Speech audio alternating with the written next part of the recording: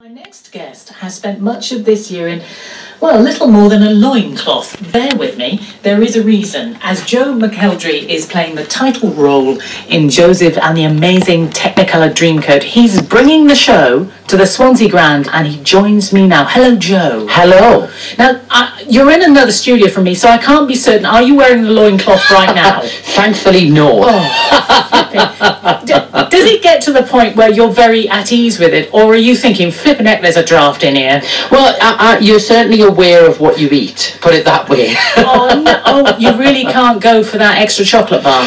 Well, to be fair, I kind of exercise and keep healthy and try and stay in shape anyways. But when I first started this, you do kind of, that moment before you reveal the loincloth, you think, oh my god, here we go, 1, 2, 3, and reveal. But now I'm kind of a bit more used to it. But you do have to kind of plan your meals around it because, well, yeah, and you kind of want to eat things that digest pretty quickly and don't leave you with a food baby. Yeah, a podge. You don't want a podge, do you? Nobody wants a food baby in the middle of close every door, so... Oh, babe. And now, Joseph is the UK's longest running musical, and it is very well loved. And what does it mean to you to be involved in such an iconic production? I'm honoured, you know. When I was asked to do it in the original run that I did, you know, we're kind of coming into the third bit of the run that I've done now, I was really, really apprehensive about taking on the role because I knew it was iconic and knew people had played the role and were really, really well known for doing so, and people loved them for doing that as well. And I didn't want to ruin it for anyone, you know. I said to my manager, I said, I don't want to be the worst Joseph ever. You didn't want the responsibility? Yeah, a little bit, yeah. It was kind of a lot of pressure. But then I kind of flipped that on its head, and you know, my job's kind of always pressurising.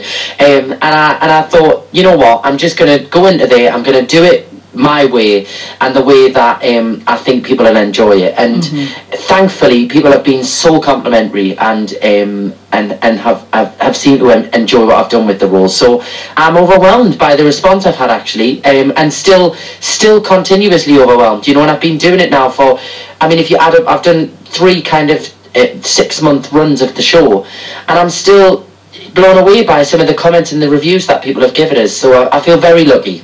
Yeah, I was going to ask you about that because you have already played it, so is it very nice to get that coveted coat of many colours back on again? It is. I'm at a point now where we finish this tour on New Year's Eve, I think it is. Ooh. In Newcastle, and that'll be it. The tour is finished then, and I'm going to actually be really sad, you know, but I also think it's a nice moment for it to finish. I'm in my hometown, we're doing it in Newcastle Arena, and it's on New Year's Eve, and I think if I was finishing and I wasn't sad about it ending, then I would have done it for too long, if that makes sense. Yeah. I want to be sad about it because I want to have fond and wonderful memories of this show, which I've got, you know. Well, it's a great show, but if someone hasn't seen it, what can they expect? Just, it's fun, it's colourful, it's got a lot of comedy in there, it's quite emotional at times. I think it's all, you know, it's got a lot of different emotions in there, and the storyline's great, you know. It's exciting, it's family friendly, all of those things that you would want for just an easy night at the theatre, you know, where you can come along, sing along if you want to. Yes. You can get up and dance at the end if you want to. It's great fun, you know. We do it 10 times a week and we still have fun doing it, so if we're having fun doing it still, then I'm sure people coming to see it will. Now, you've taken this role on a really busy time of your life, Joe, because, well, you're performing to sell out audiences as Joseph, but you've also been putting together your new album, and that came out early this year. Yeah, so I did my album in the summer, and we did a tour so I did Joseph January to June, and then I recorded that album while I was on the tour with Joseph, and we went out in the summer and released the album and did a tour to promote that, and then I came back to Joseph at the start of September. But it was nice to have that break in the middle, because recording and doing my own solo stuff is still like a huge part of my job and always will be, hopefully. So to be able to have that break from this and do that was nice, to have that kind of variety again, you know. It's probably good for you, Joe. Yeah, it is, and I love nothing more than being on stage with my band and chatting to the audience and being with my own team of people that work on all my solo projects. It was great. How did you choose the songs that feature on the album? Well, it was called Saturday Night at the Movies. I've been working with Bill Kenwright in his production, obviously, and Joseph, and he said, why don't we go into the studio and do some stuff together, to celebrate this kind of wonderful experience you've had with Joseph. So we kind of picked our favourite favourite movie and musical songs. So you've got everything from Love Never Dies, No Matter What, I Don't Want to Miss a Thing, I'm Into Something Good, Saturday Night at the Movies, all of those kind of classics. Those are big numbers as well. Yeah. And some up-tempo, some that you can sing along with, and some kind of emotional ballads. And of course we've got Any Dream and Close Every Door, but a very different version on there. It was great fun doing that because, as well, people, again, love those songs, you know. So when you take that out onto the road, people just want to join in and sing along and have a great time. The thing is, those are all very well-known songs, but of course your skill is making the song your own, and that's why we loved you so much on X Factor. And you won it back in 2009. I know. I mean, that was proper life-changing, wasn't it? Oh yeah, I mean, you know, 8 years on, I'm still blown away by the opportunities I've had, you know. I don't think it ever becomes normal. I think the minute that it does become normal is probably when you should stop doing it. Well, you've got to be able to back it up though, Joe, which you obviously can. Well, yeah, I mean, you know, I've always just worked hard, you know. I've always worked hard and been very appreciative of the opportunities that I've had. And I think if you do that and you continue to work hard, then you can't go wrong, you know. And as long as you try your best and give your all to something, then normally the benefits are paid back, you know. So I enjoy what I do. That's kind of the top and bottom of it. There's no secret to it. I just genuinely enjoy what I do and have fun with it. Then you don't have a job, you have a lovely life, that sounds like. I do, yeah. I read that saying where somebody said, if you find something that you love, you'll never work a day in your life, you know. And yes, the schedules that I do are very tiring and hard at times, but I've never had a moment where I thought, I don't want to do this. And that is a very lucky feeling to have. Are you too busy to watch the new series? I haven't seen it, you know. Oh, right. Because you're always working, aren't you? Yeah, I need to catch up on it. But to be honest with you, I've never been a one for kind of watching the auditions and the boot camp bit. I always tune in by the live shows. So once I kind of get a bit of free time, I'll catch up. I normally just catch it all up on YouTube, you know. Now, look, stay with me, Joe, because I want to hear about everything you've been up to since the X Factor. But before that, we must play a song from your latest album. And as you're coming to Swansea with Joseph, what else can I play but this?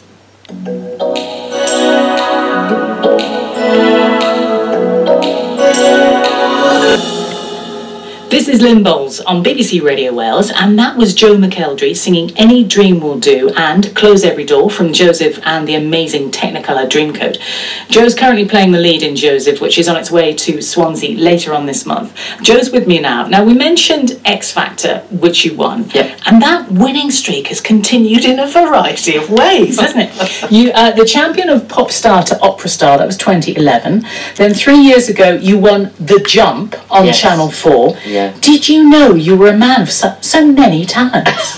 Well, The Jump kind of happened by an accident. Yes, there are several of them on it, I believe. Yeah, I mean, luckily I didn't have an accident, but The Jump happened by an accident. But I was on a skiing holiday with family, and I had about a couple of months off. I'd been working hard and decided to take a couple of months off. And a friend of mine was a producer on the show, and she saw that I was nearby to where they were filming it in Austria. And basically, so many people in the show had accidents that they didn't have anybody that could learn how to ski quick enough to step in at the last minute.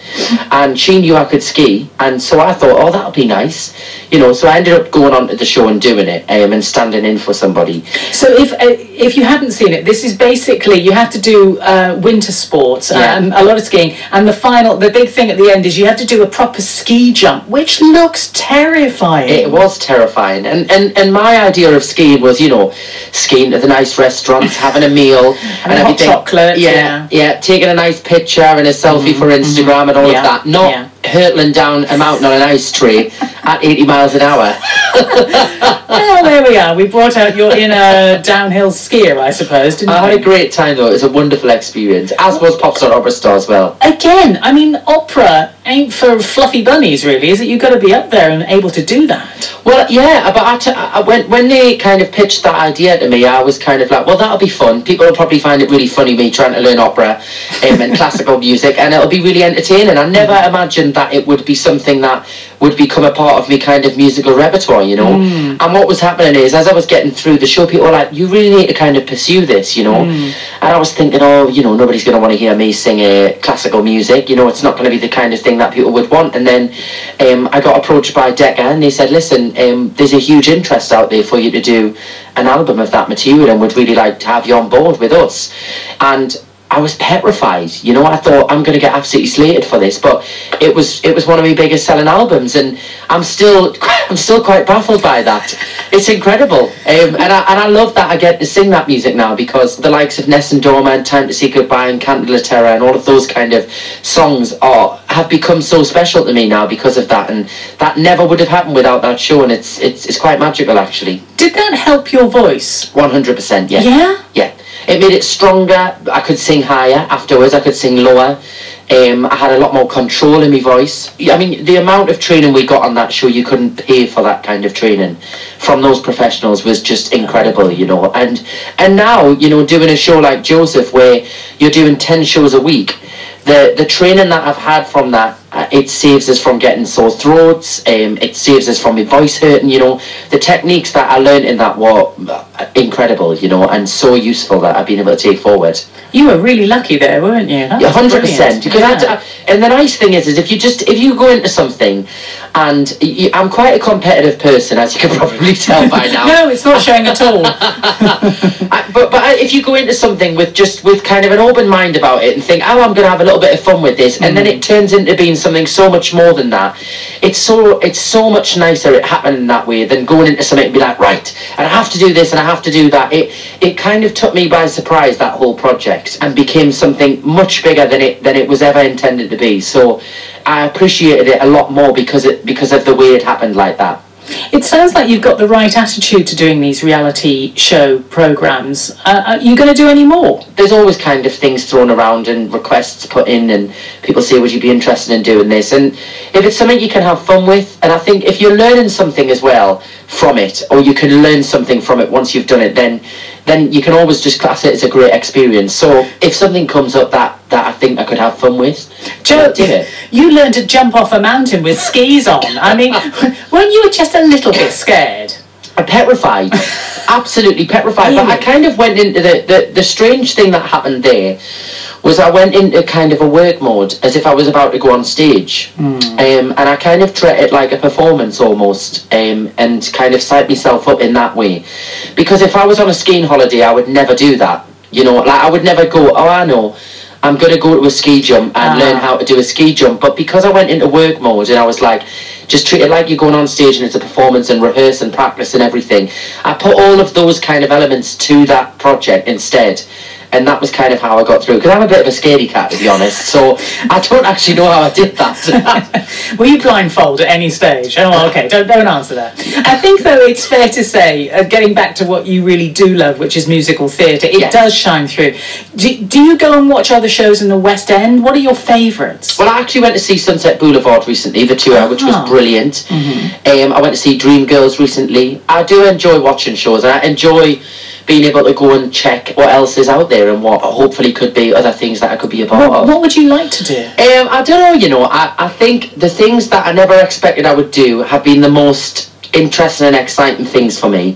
So I'm always of the mind of just let's see what comes along, you know, and see what happens. And I've tried to plan many things in this industry, and you can't plan anything, you know, and sometimes the things that you don't plan are way better than the things that you actually wanted to happen. So I've learned to just kind of go with the flow and see what's around the corner. Well, I also have to ask you, you're on stage all the time now, but do you have any superstitions before you go on stage? My superstition is to not have a superstition. Great. Because, I like that. Yeah, because if you have one and you can't do it, or, you know, people when they have these rings or necklaces or things and touching doors or whatever, if you can't do it for whatever reason, then it becomes a psychological thing. So I've always had a superstition of not to have a superstition. I think that's excellent, Joe. Yeah, because I always worry about that. You lose the teddy bear kind of thing. Exactly. You know, and these people that say, I can't perform unless I walk through the door back and forwards 3 times. It's like, come on, we haven't got time to do that every day. So this is Joe McElderry. He's no nonsense. That's all I'm saying. He'll jump off a mountain for you, and he won't have any superstitions. I love it. Joe, you're an absolute marvel. Good luck. Thank you, and thanks for having us. Oh, it's fantastic. It's a cracking show, and I urge you all to go along. Of course, that was Joe McElderry. You can see Joe in the title role in Joseph and the amazing Technicolor Dreamcoat at the Swansea Grand between November the 14th and November the 18th. Blinking lovely, thank you. can almost see it. That dream I'm dreaming, but there's a voice.